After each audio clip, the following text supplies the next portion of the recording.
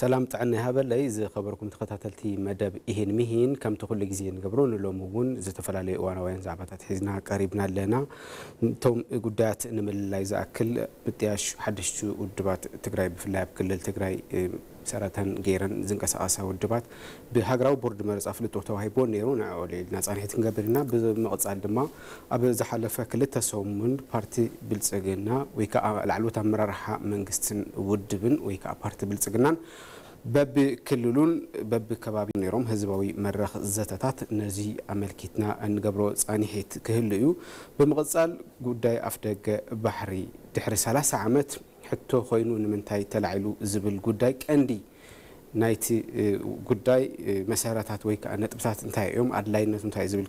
على النام صح صانيحيت نقبرني عموداتا دما قداماي مينستر هندي نارندرا مودي ابي ايثيوبيا زنبرو صانيحيت عملكتنا نابخوم انبلو تحستو يخون نزيو من كالوتو تتحستي قدايتن عملكتنا مساي ابزي استوديو مرها سلام مرسالو انا بري برهان هنا لهو صانيحيت نقبرينا سناي مكتتال كخونلكم نعدم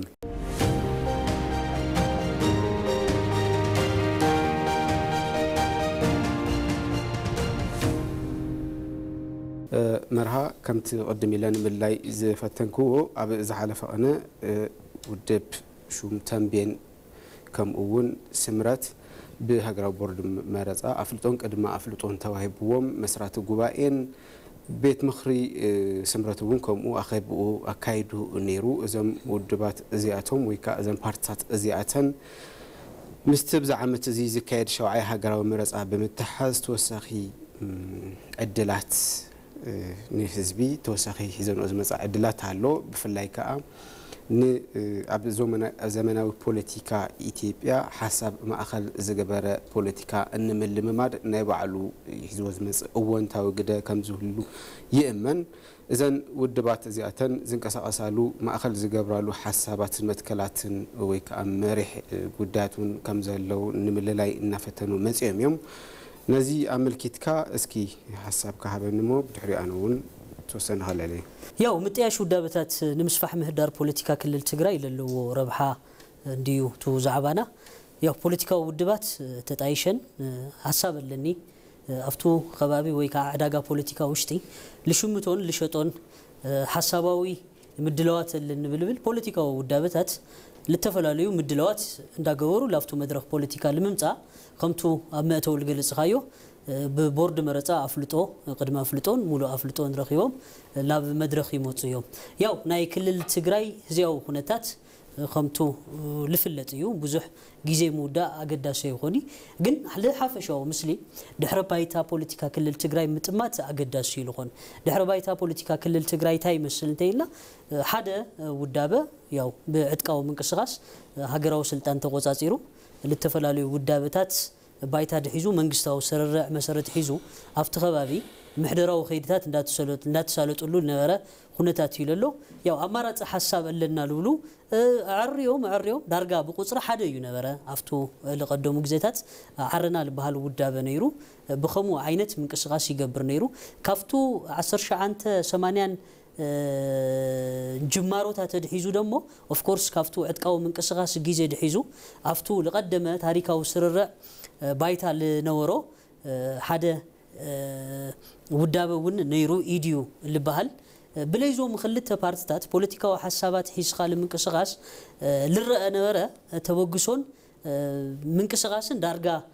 يلي مبال بلخل اغباب ابتو خبابي صوتا بوليتيكا السفيحي نيرو ياو دحر التوسنو عامتات خنفلامي دحر 2000 عامه مرتي مسلني عام هو رغصنيايه ودب عرنا تطايشو ابتو خبابي لتفلاليو بوليتيكاو منقشغاسات يسالطو صنيحوم يوم ياو خمناي حبريتا سبات تو خبابي بغبو خم انغنزو سبات አፍቱ ውዳብን አባላቱን ፖለቲካው ተሐሳስቦም ተደሪክኻ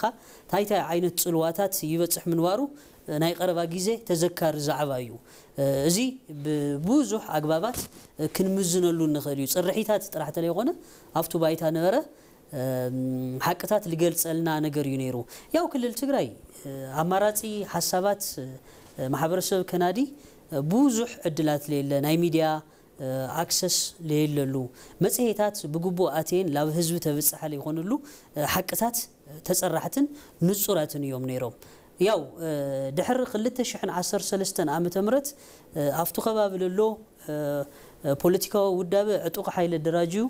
ድሕር ዕጥቃዊ ምንቅስቃስ ምግባር ውዕል ስምምዕነት ፕሪቶሪያ ባይታ ሒዙ ኣፍቱ ከባቢ አንጻራዊ ሰላም መሰረት ደርብዩ ይርከብ ያው ዞም ነገራት እዚኦም ተደሪግካ ናይቱ ክልል ወይ ከዓ ናይቱ ከባቢ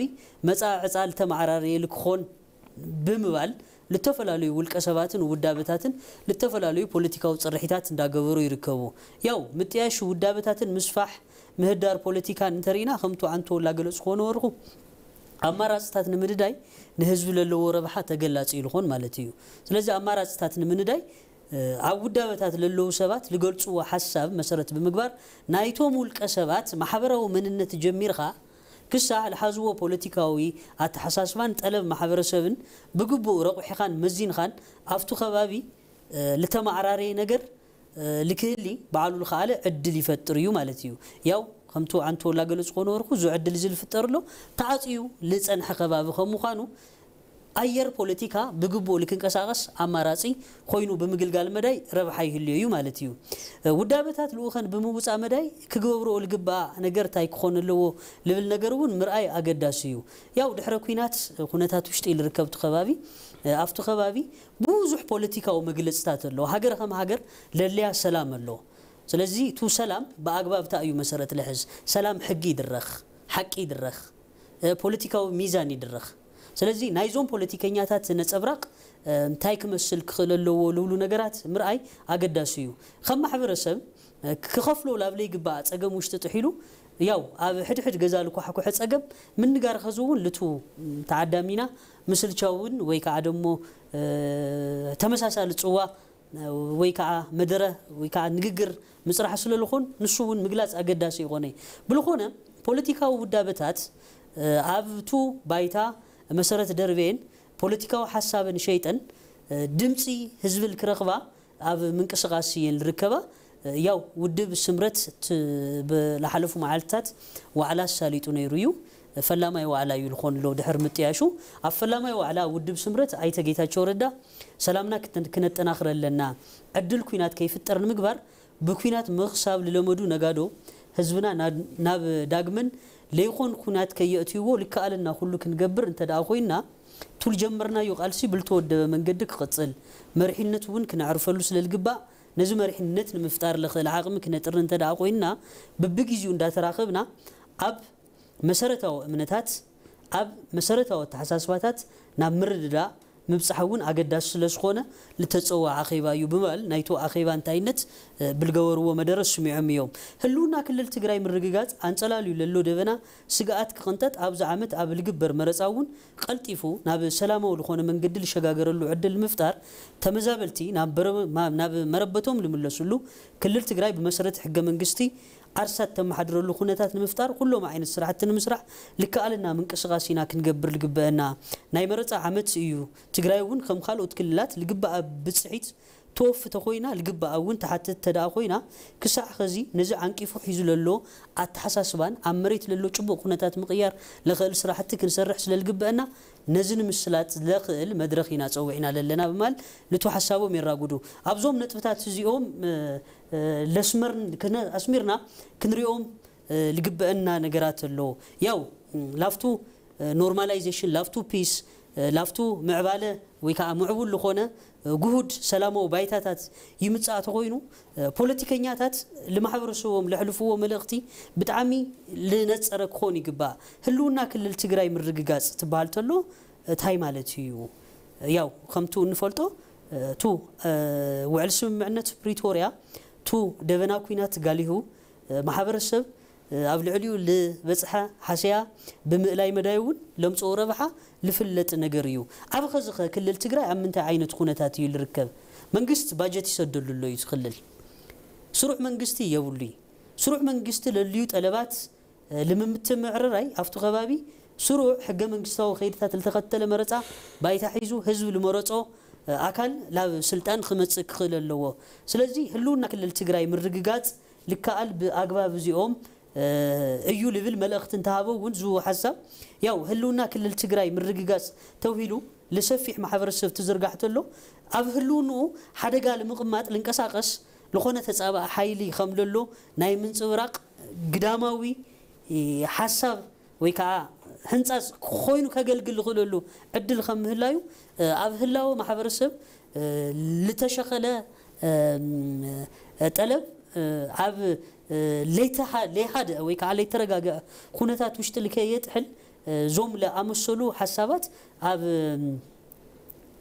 بصفت تو للو ناي هاجر منغستو قمنان طلبن بموداد مدايون افتو خبابي تو نورماليزيشن ويكا لترغاغا خونتات بكل بمغبار مداي نصبراقات خم ودابه بقبو تلسرعو لبل حساب يلعل مالتيو تمزابلتنا مربوتهم لملسولو تمزابلتنا مربوتهم كملسو منغست صعرتات انداسالط مصنحو لفلت حقيو ياو تو خبابي تو ممحدارو وسن حتوتات وي كا مبغس بمغبر لتفلاليو ፖለቲካው ውጥታት ከምለሎ ልፍለጥ ነገር እዩ ግን ሓደ ነገር ኣሎ ኣብ ልተፈላለዩ መደባትና ልዙ ከባቢ ክልተ ዓመቱን ላጽራሕናዮ ልመጻና ነገር ከምዃኑ ተመዛበልቲ ናምበሮም ክምለሱ ልኽእሉሉ ሕገ መንግስታዊ መሰረት ከምለሎ ፖለቲካው ጠለባትን ካልኦት ለአመሰሉ መምሕዳራዊ ወሰናትን መምሕዳራዊ ወሰናት ተደሪክኻ ረብሓ ማሕበረሰብ ልምርግጋጽ ልኽወደሎም መንገድታትን ጠለባትን ተለው ደሞ ያው ቱ ስሩዕ መንግስቲ ባይታ ብለሓዘ ልመጹ ዛዕባታት ከምዃኑ ተመዛበልቲ ናበረቦቶም ልከይምለሱ አንቃፎ ኮይኑ ለሎ ሐቃው ሁነታት ምግላጹውን አገዳሲ ይሆን ማለት እዩ ክልል ትግራይ በመሰረት ሕገ መንግስቲ አርሳት ተማሕድረሉ ኦፍ ኮርስ خزውን ተመሊስና ላፍቱ ስሩዕ መንግስትነቲና ንመጽ ክልል ትግራይ خዚ ጊዜያዊ መምሕዳር ተጣይሹ ቱ ህጹጽ ናይ ረድኤትን ካልኦት ጊዜለዩ መንግስታዊ ጠለባት ወካ ህዝባው ጠለባት በመንግስታዊ ንጥፈታት ቢሎም ልመጹ መሰረት ልምድሐስ ሰፊሕ ሰረታት እንዳተቀመጡ እንዳተተግበሩን እዮም ልርከቡ ካብ ባጀት ምስላዕ ጀሚርኻ ተኸባቢ ካብ ባጀት ወጻ ለሆኑ ጠለባቱ ቱ ሕጽረታቱን ነኪኻ ተኸባቢ በግቡ ልክንቀሳቀስ ጊዜያዊ መምሕዳር ተጣይሹሉ በመሰረት ውዕል ስምምዕነት ፕሪቶሪያ ጊዜያዊ መምሕዳር ክጣይሽ ልተሓንጸጸ አግባብሎ በፐርሰንት ልተቀመጠ ማለት እዩ ስለዚህ ፌደራል መንግስት ብጽሒት ሃሊዎ ተኸባቢ ልክምሕደር ግደን ተለወው ናይቱ ኸባቢ ለሃደ ፖለቲካው ኸይድታት ኦፍ ኮርስ ፌደራል መንግስት አብ መምራሕ መዝነት ወሲዶም ሰፋሕት ስርዓትታት ልሰርሑ ብብ ሲቪል ሰርቪሱ ካባየን ካባኻን ጀሚሩ ብብ መዝነት ብርክታቱ ሰባትን ተለወው ናይቱ ኸባቢ ለሃደ ፖለቲካ አፍቱ ኸባቢ ለሎ زي ميزانو ممزانات بقبو لخصاريو بمحساب አፍቱ ኸባቢ ለሎ ፖለቲካው منقسقاس ፖለቲካው ይጠለብ ለለው አጥቃው منقسقاس ይገብር ልጸንሐ አካል ሕግን መሰረትን ብለማ አኸለ አግባብ ዲዲአር ተግቢሩ ተም ለአመሰሉ ናይ ዲዲአር ኸይድታትን ልክትግበራ ቱ መንግስታው ጠለባት ልከሟለውን በዓሎም ለሐሪው ወሰብ አፍቱ ባይታ ከም ተቀመጠውን ነስታውሱ ሐቅ ይሆንሎ ማለት እዩ ስለዚህ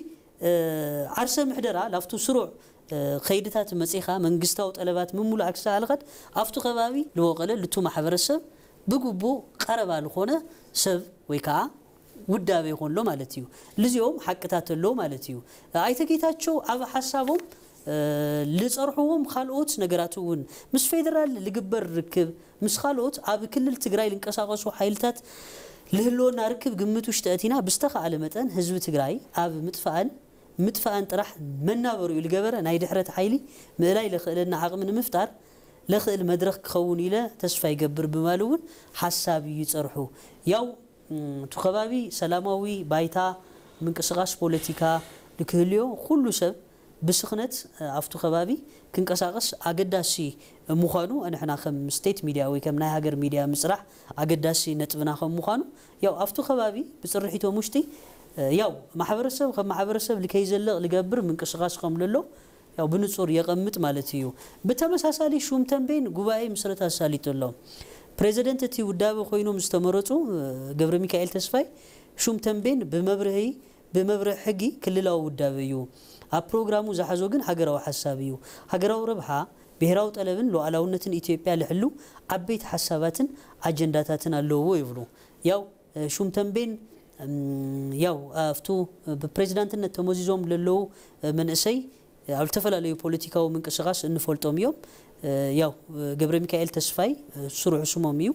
ኣብ ናይ ማሕበራዊ ንጥፈት ሶሙውን ብግቡእ ይልለዩ እዮም ኣባል ፓርቲ ዓረና እዮም ነይሮም ያው ስነ ሐሳብ ሊበራሊዝም ኣብቲ ከባቢ ስሩዕ ምንቅስቃስ ቁጠባን ውልቀ ሰባዊ ሓርነት ክህልውን ገቢራዊ ወይ ከዓ ተጨባጭ ተግባር ኣለዎ ብልብል ያው ምስ ናይ ቃልሲ ማሕዙቶም ምንቅስቃስ እንዳገበሩ ዝጸንሑ መንእሰዮም ማለት እዩ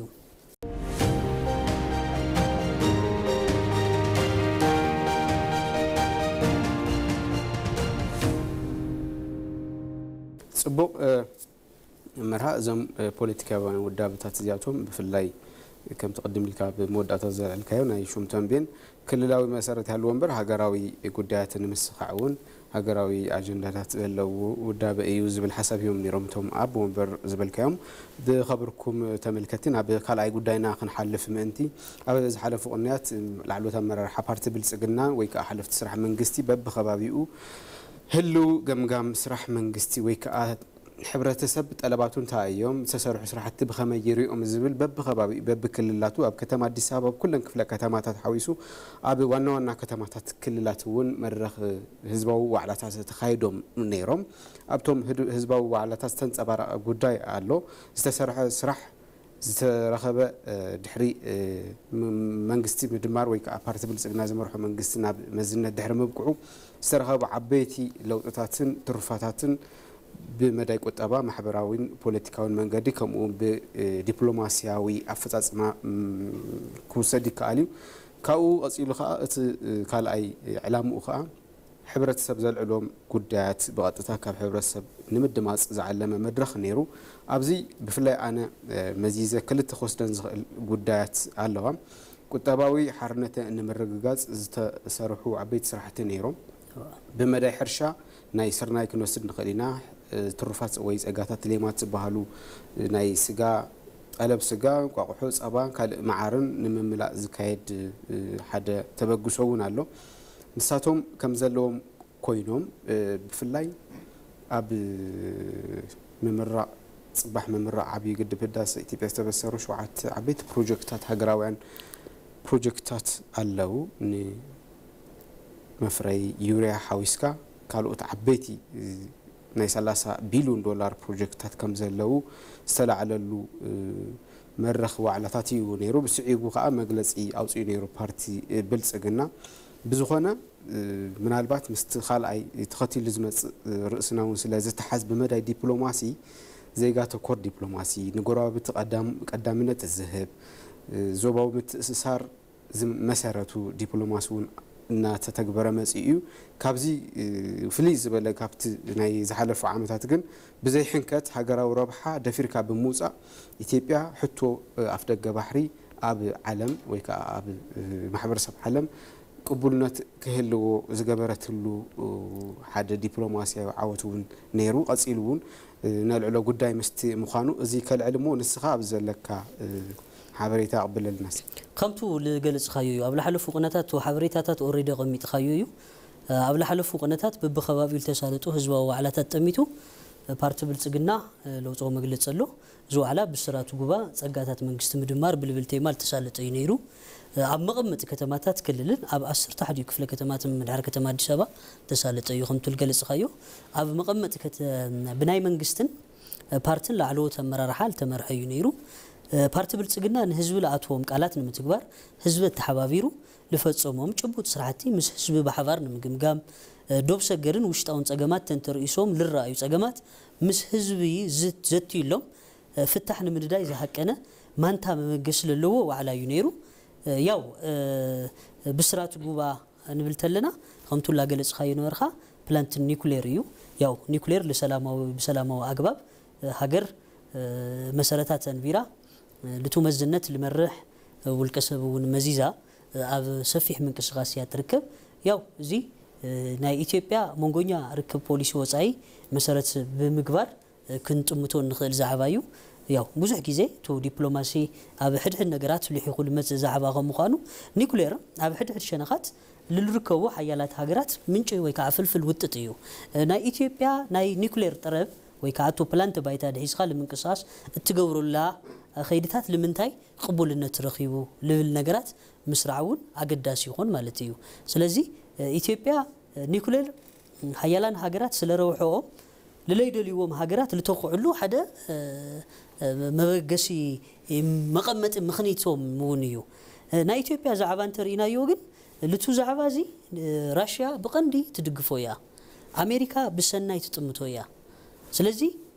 ናይ ኢትዮጵያ ዲፕሎማሲ ዳይናሚክስ በአግባብታይ ተዓጻጻፈ ምዃኑ ክንርኢ ለኽእለና ዛዕባ እዩ ልኾሎ ማለት እዩ ዘበናው ዱኺ በባዕል ሀፍቲ ናይጄሪያው ባዕል ሀፍቲ አሊኮ ዳንጎቴ ምስ ናይ ኢትዮጵያ መንግስት ለጣየሾ ናይ ኢንቨስትመንት ሆልዲንግ አቢልኻ ልሳለጥ ዛዕባ እዩ መንግስት አብ ናይ ንግድ ንጥፈት ለምንታይ ምድላይ እተዮ አብ ተፈላለዩ መደባቱን ምስቱ ናይ ምድማር ወይ ከዓ ቱ ሓቃፋይነት ስነ ሐሳብ ተደሪኽና ለልዕልናዮም ዛዕባታት ተለው በፐርሰንት ናይ ኢትዮጵያ መንግስት ብዙሕ ፐርሰንት ይሕዝ አሊኮ ዳንጎቴውን ከም ባዕል ሀፍቲ ብዙሕ ፐርሰንት ሒዙ ብፍርቅዮም ሰርሕዎ ስለዚህ ናይ ኢትዮጵያ መንግስት ልዞ ብጣዕሚ ገዳሲ ስለኾነ አፍሪካ ከም አፍሪካ ምብራቅ አፍሪካ ከም ምብራቅ አፍሪካ በቆንዱ ደግሞ ኢትዮጵያ ከም ኢትዮጵያ ብጣዕሚ ብዙሕ መጠን ሸርፎ ወርጻይ እትሕጸበሉ ነገራት ብምእላይ መዳይ ጸገማት ቀሪፉ ኣብ መጻኢ ናይ ሰብ ሃፍቲ ስርርዕውን አፍሪካ ለማእኸለ ዕዳጋ ውሽጢ ብለለዎም ርካቦት አትዮም ሰብ ሃፍቲ ኢትዮጵያ ልክንቀሳቀሱ ናይ ቅድመ ምድላው ስራሕ ኮይኑ ምግልጋል ለይምኻአሉ ምንም ዓይነት ርትዒ ክነቐምጠሉ ይንኽእል በቃ ረባሕ ኣለዎ ሕድሕድ ሰብ ሃፍተው ዝለሎ ካፒታሎ መደርጅዮ ሞቢላይዝ ገይሮ ኣብ ልኾነ ጊዜ መንግስት ካብ ኢዱ ተወፅተሎ ወይ ከዓ ፕራይቬታይዝ ትገብሮ ተሎ ኢትዮጵያውያን ሰብ ሃፍቲ ወነንቲ ዓለም ለኸ ብርኪ ተጠላብ ልኾኑ ቀረባት ይኾንሎ ማለት እዩ ካብ ዝብል ዘለለውን ንወፃ ሰብ ሃፍቲ ፕራይቬታይዝ ገብሮ የተለ ብብርካ ዓለም ለኸ ለልዮ ፍልፍል ሸርፎ ወፃ ብምምላእ መዳይ ለልዮ መሰረታው ጠለባት ለምምላእ ቱ ዘበናው ዱኺ ፋብሪካ ኢልና ከዚ እነቀምጦ ለና በኸምተራ ንጽውዕ ለና ገር ገዛኢ ባይታ ይኾንሎ ማለት እዩ ጋዝ ምስተወሳኺ ትልምታት ካልኦት ናይ ነዳዲ መውፂ ባይታታት መሰረት ሒዞም ኣለዎ ኣብ ላሕለፉ መደባትና ውላ ገለጽናዮ ከም ነበርና ቀረብ ትራንስፖርት ዓርዩ አጸጋሚ ኩነታት ውሽጢ ካብ ልግለጸሎም ከባብታትና ሰፊሕ ጻዕሪ ልግበረሎም ከባብታት ዓለምና ውሽጢ ሃገርና ሓንቲ እያ ከም ድኻ ሃገር ስለዚህ ቀረብ ትራንስፖርት መሰረተ ድሒስኻ ልምኻል ልግበር ጻዕሪ ናይ ነዳዲ ወጻኢ ኣብ ምዕባይውን ናይ ሃገር ካልኦት ጠለባት ልጎን ልክምግን ገብርውን ለገድደና ዛዕባ እዩ ምንቅስቃስ ትራንስፖርት ኣብ ምኹላስ ለለዎ ረብሓ ግምት ውሽጢ አቲና ካብ መድሓኒት ብልዛይደ ለናይ ነው ነዳዲ ወጻኢ ሸርፎ ወጻኢና እንድሕር ንህብ ኮይና ኣብ ናይ ዜጋ ህይወት ምፍራድ ይልኾንሎ ማለት እዩ ስለዚህ ልዚኦም ነገራት ግምት ውሽጢ ብልአትየ ቱል ዓበየ ምንቅስቃስ ብምንታይ ይግበር ልብል ስልሒት ተወሲዱ ናይ ጽሕነት መካይን ካብ ድሕር ደጊም ብጋዝ ልሰራሓተ ለይ ኮይነን ላብ ዓዲ ውሽጢ ልከይ አትያ ብሕጊ ተደንጊጉ ተኸልኺለን ኣለዋ ስለዚህ ዞም ለአመሰሉ ነገራት ኢትዮጵያ ለየቋርጽ ለዓበየ ልኸድ ጠለባታ ኣብ ኸዚ አቂባ ለለዋ ሪሶርስ ተጠቂማ ናይ ዜጋ ፋይናንሳው ጠለብ ናይ ዜጋ ዓለም ለኸ ዕዳጋ ጠለብ ልምሙላእ ለኸደትሉ ዛዕባ ይልኾሎ ማለት እዩ ያው ኢትዮጵያ ኣብቱ ጽሉ ኢኮኖሚያዊ ሓቅታት ካብ ኮሪደር ልምዓት ጀሚርኻ ናይቱ ዓዲ ቁጠባው ምንቅስቃሳት መሰረት ከድሕዝ ልኽእል ወሓስቲ ቀልቀል ልምዓት ቀልቀል ሩባታት ጥዕና ናይ ምሕላይ ስራሕው እዩ ኦርፎርስ ከዚ ህንፀታት ወዲኦም ላፍቶም ሩባታት ለአትዩ አየንት ነገራት ብጣዕሚ ዕርዮም ብልባሃል ደረጃ ምንካይል ተኻለሉ ብርከሎ ኣብ ቀጸልቲ ግዜታትውን ኣብ መጻ ግዜታትውን ሙሉ ላብ ጽሬት ልሰጋገሩሉ ኩነታት ናይ ምፍጣር ዕድሉ 100% ጭቡጥ እዩ ስለዚህ ዞም ነገራት እዚኦም ወጽዮም ማለት ሃገር ካብ ወጻ ሃገራት ረድኤት ተውሂዋ ኳስ ለይትሽፍኖ ብልዑል መጠን ሸርፎ ወጻኢ ልጉሕጉሕላ ጠለብ መድሓኒት ብምቕራዩን ረብሓ ይህልዮ ማለት እዩ ሰባት ጽሩይ ልስተማይ ናይ ምርካብ ዕድሎም ለዓበየ ይኾንሎ ማለት እዩ ልምዓት ዓባይቲ መንበሪውን ከምቱ ብቀዳማይ ላተገለጸ ነበረ ብሚልዮናት ልቁጸሩ ገዛውቲ ሃኒጽኻ ናብ ዜጋታት ተበጽሐ ንምግባር ብልተፈላለዩ መስራሓት እንዳተኸደሉ ይርከብ ማለት እዩ አፍሪካ ለተአሳስር ማዕርፎ ነፈርተሎ ምትሳር አፍሪካ ንብልተለና ያው ሓደ በዓል ሀፍቲ ሞጽዩምስ መንግስት ምስራህ ማለት በዓል ሀፍቲ በነገራችን ላይ ዲፕሎማት እዩ አፍቱ ኢኮኖሚ ተዋሳይ እዩ ስለዚህ ከምልዚዮም አይነት ምትእሳራት ቱ ሱሉት አክሰስ እንተልዩ ካብ በዓል ሃፍቲ ዘሊሎም ሃገራት እውን ሰብ ሃፍቶም ምስ መንግስቲ ተሳልዮም ልክሰርሑ ላብ ልተፈላለዩ ከባቢታት ናይ ምንቅስቃስ ተርእዮ ከምህላዩ ቁጠባ ኢትዮጵያ ንምግዋድ በዓሉ ለኻለ ዕድላት እዩ ሞ ዞም ጸጋታት እዚኦምን ለአመሰሉ ካልኦት ላይ ተጠቅሱን በአግባብ ታይ ከም ልምዘኑ ምስ ማሕበረሰብ ልምልዛብ ልምዝታይ ልተዳለወ ልተሰናደ መድረክ ምንዋሩ ቶ መግለጺ ልሕብሮ ነገራት ተሎ ማለት እዩ ጽቡቅ መርሃ ምናልባት ምስ ዘለና ሰዓት ምስቲ እዋናዊ ጉዳይ ወና ተሓይዝና ክንሽፍኑ ስለ ዘለና ቀዳማይ ሚኒስትር ህንዲ ናሬንድራ ሞዲ ክልተ መዓልቲ ዝወደአ ጻኒሕት ዕላዊ ኦፊሴላዊ ናይ ስራሕ ጻኒሕት ኣብዚ ኣብ ኢትዮጵያ ብምክያድ ተመሊሶም ኣለው እቶም ቀዳማይ ሚኒስትር ድሙ አቀባብላ ብቀዳማይ ሚኒስትር አብይ አሕመድን ካልኦት ላዕለዎት ሓለፍቲ ስራሕ መንግስትን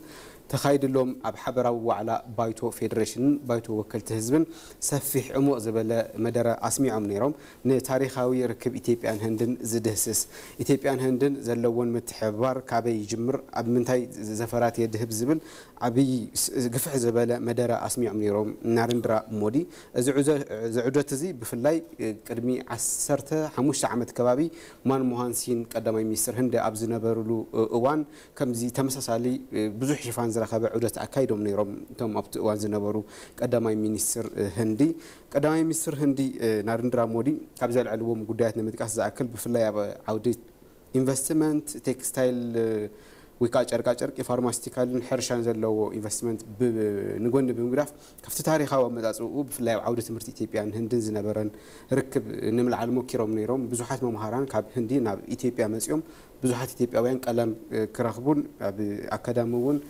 ክስጉሙን ናይ ባዕሎም ኣሰር ኣንቢሮም እዮም ኢትዮጵያውያን እውን ናብ ህንዲ ተጓዒዞም ፍልጠት ቀሲሞም ናብ ዓዶም ተመሊሶም ኣብ ዓዶም ከኣሰሮም እንዳንበሩ ይርከብ ኢሎም ምናልባት ኣብቲ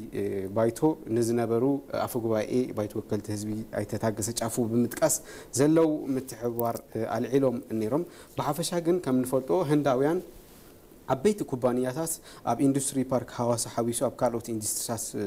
ويكا ناي اندستري فوليات مندرات ኢትዮጵያ ልዑል ኢንቨስትመንት እናገበሩ ከም ዝመጹ ይፍለጥዩ ኣብ ከም ተቀድም ኢለ ዝጠቀስኮ ብገፊሑ ዝጥቀስ ኣብ ቴክስታይል ናይ ፍርያት መድሓኒት ሕርሻዊ ፍርያትን ዘድሃበ ዓቢ ኢንቨስትመንት ኣሎ ብህንዳውያን ኩባንያታት እዚ እውን ልዕሊ 5 ቢልዮን ዶላር ከም ዝኸውን ተም ቀዳማይ ሚኒስትር ኣልዒሎም ነይሮም بحافشة كجفح زبالة مبرهي ويكاد مدرة مسميعهم نيرم الزريعة كاجن عبي كمز ببسوسنا عمتو قدام ناي هندي مرحتي هجرات أبي تيبيا زكايد وكم سمساسالي عمق زبالة جفح زبالة شوفان زرك عدات كلتين هجرات كاب قدمي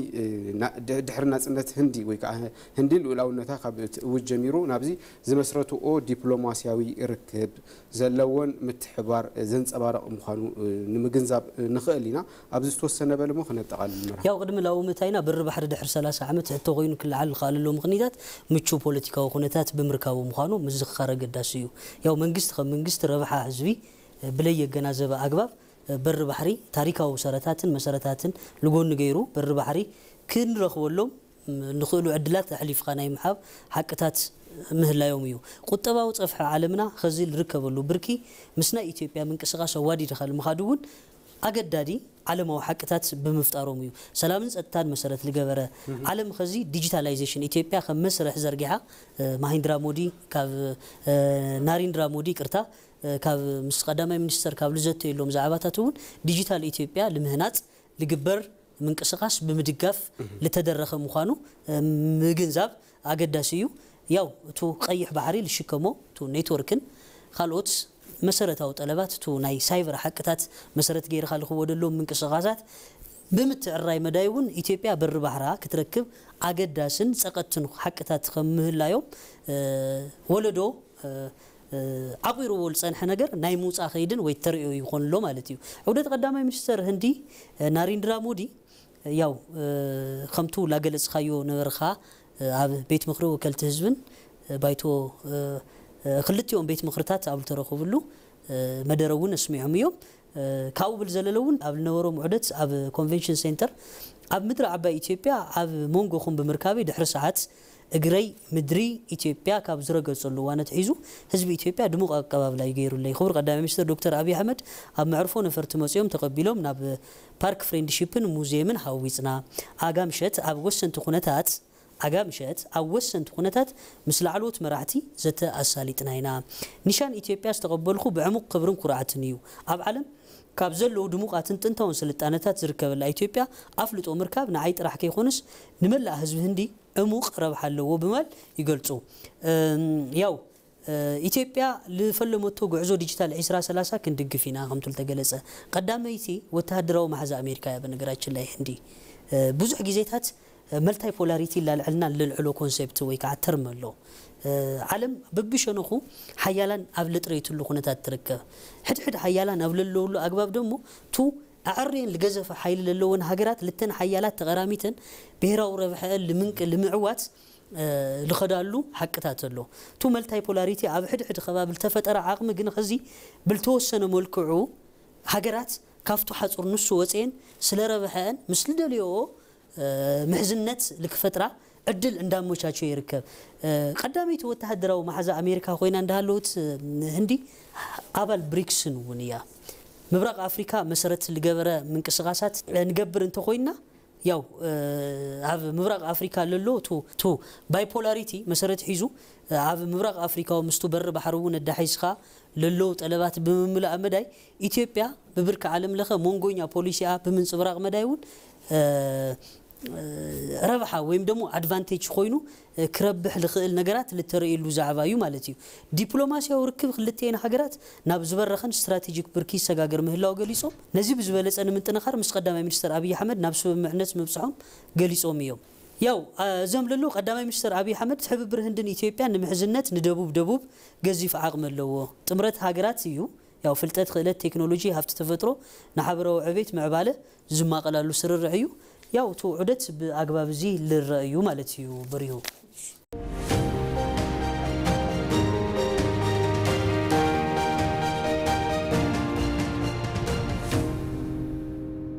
كبرات تخطاتلتي مدب إهن مهن إن لومي 4 قدات مسارات كيرنا مساكم زجبرنا يصانحتنا زخ تكتاتلو زز أنا حكم يمثل نيرو ودبات سمرتن شوم تنبينن أبز حدث سومون ويكا أبز حزنا زلنا سومون مسرت أن أكيدن جوبايون عساليت النيرن نز ملكات صانحت نيرنا أبز قص القداينا خا أبز حلف وخلت سومنا استخايدو أبز تفرال لكلتات كللاتن أبقى تمادي سببون استخايدة حزب وعلاتاتن مجلس بارتبل زجنا مسارات كيرنا نباهم نصحنا حابريتها نيرو بز مقصال حتى أفتق بحر إثيوبيا ما بقسيو انتهايو أبز حزوان نمنتهاي عبي